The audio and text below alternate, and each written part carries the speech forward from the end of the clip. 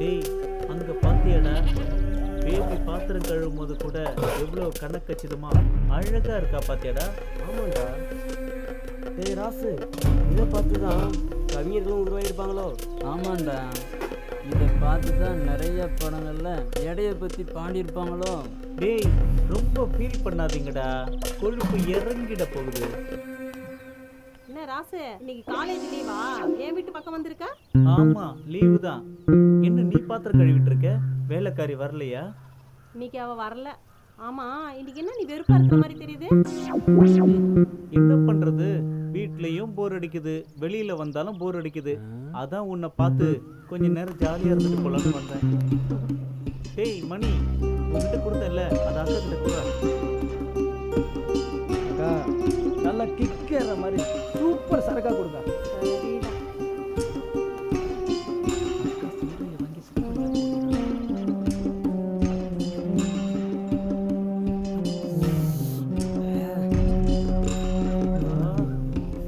கிடைச்சிருச்சுடா, கிடைச்சிருச்சு.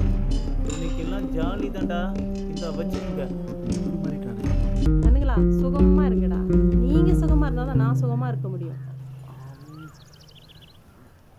டேய் ராசு, நீ போதையை ஏத்தி ஏத்தி ஆண்மை இல்லாத பொம்பளையா மாறணும்டா. மாறினாதான் அப்பனுக்கு சரியான பாடமா இருக்கும். டேய் கண்ணுங்களா, நீங்க தோப்புக்கு போங்கடா.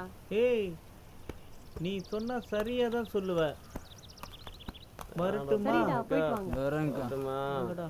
வாங்கடா. சூப்பரா இருக்குடா. எங்க போறா?